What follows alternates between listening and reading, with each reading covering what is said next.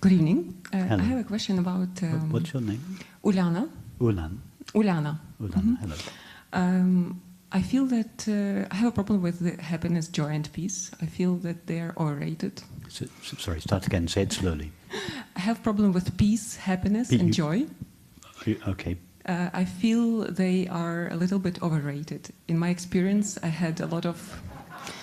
just had a lot of feeling of good, almost like imposed love, forced love, almost like some force loving me almost to death, and I didn't like that.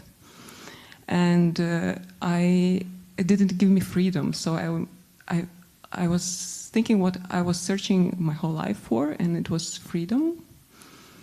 And I wanted to ask you, what's the fastest way to freedom? That's my question was. And another one was yesterday, during the meditation, there was a very intense and very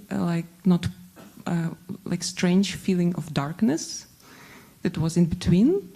And I felt also this love from you, and there was this revelation that only the power of your belief gives you power to this darkness.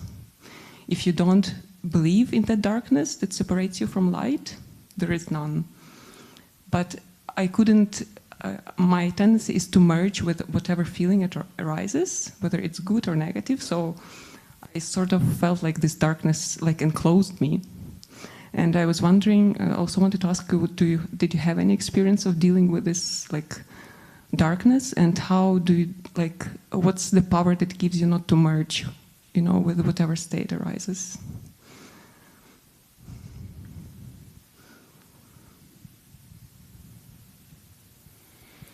Let's start with the fastest way to freedom. Because if you answer that question for yourself, it will take care of your second question. So let's begin with the fastest way to freedom. So tell us about yourself.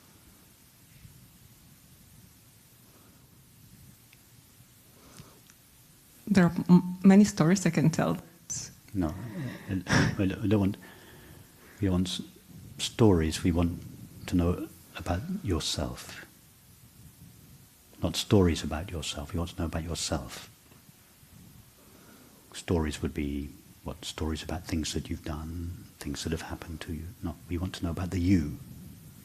Not the things you've done, not the things that have happened to you. We want to know about you. There was a gap that arose when you asked that question. It's like lostness. I couldn't find that. That's the direction to go. Keep going. Tell us more. You couldn't find it, but tell us more. You have no doubt that you are, yes? You have no doubt that I am. Good. You couldn't find it. Perfect. Keep going.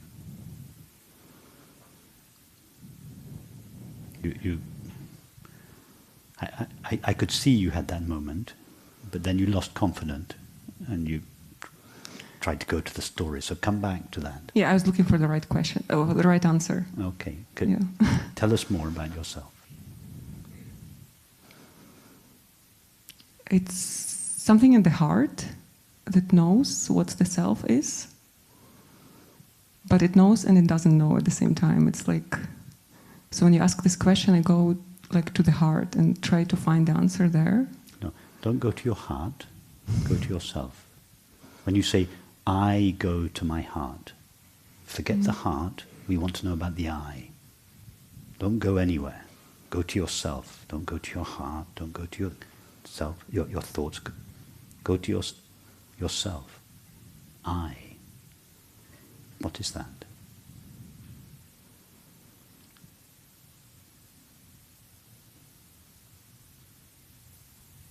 I cannot find the answer. Okay, that's good. Why can't you answer?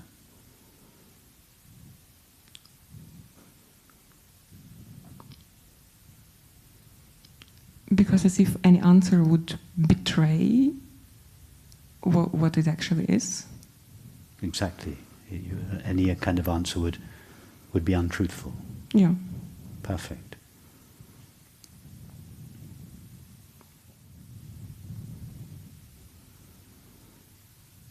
Any kind of answer would impose some kind of limit on what you are. and you have this intuitive understanding that that limit would be untrue. Is that right?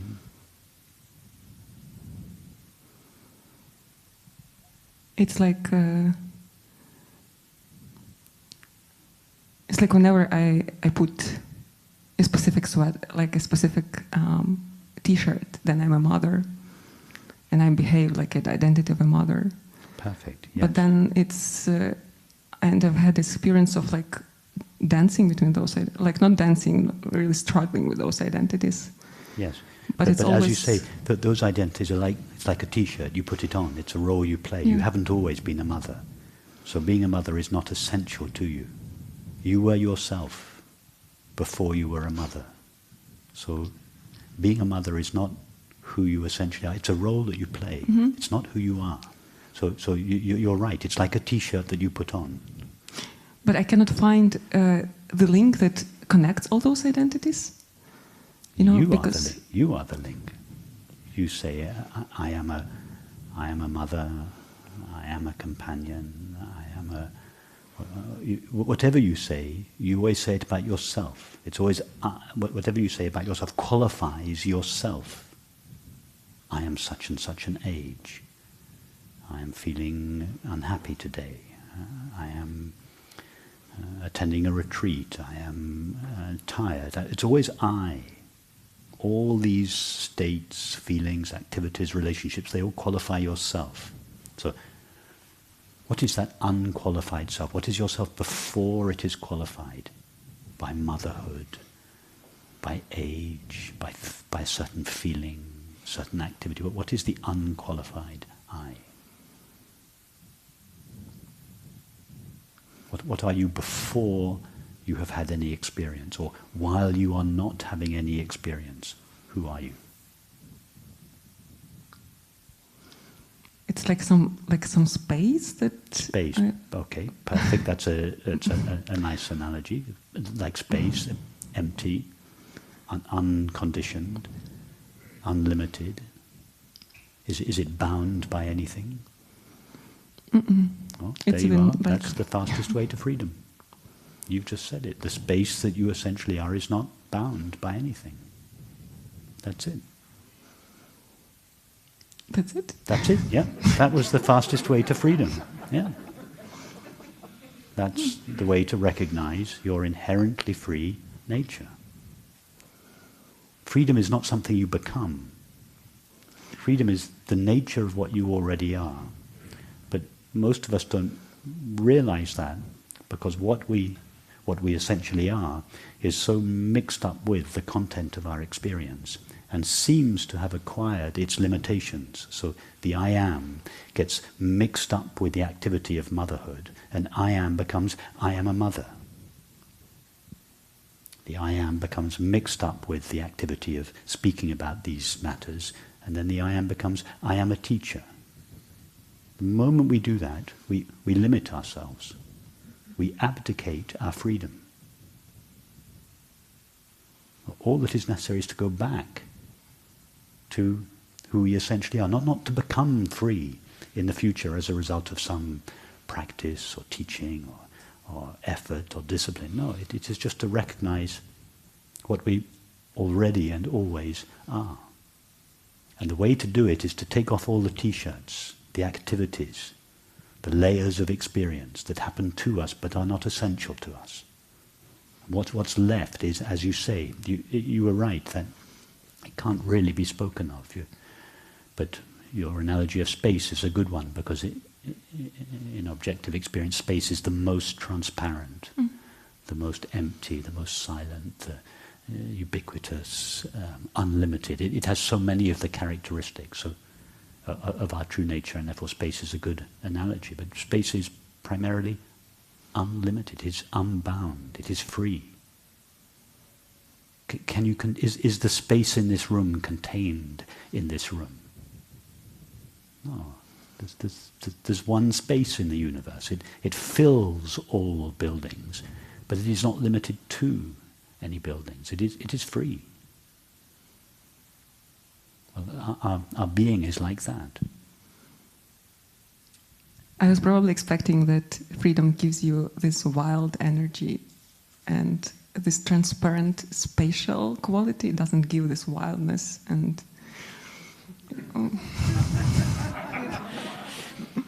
well, you're now limiting your freedom by dictating to it through your expectation that it appears in your life or expresses itself in your life in a particular form. It may, in one character, express itself as wildness. In another character, it would express itself as peace, imperturbability, kindness.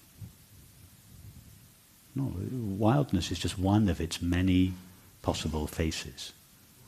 And it's unlikely that even if you were prone to wildness, it's unlikely that you'd be wild all the time.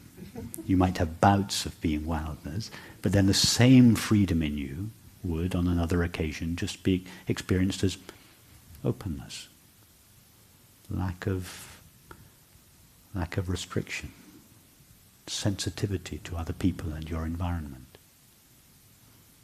All these qualities would be expressions of your innate freedom. So don't dictate to freedom how it should turn up. Leave it free. Leave freedom free to express itself in your experience in different ways from day to day, from moment to moment.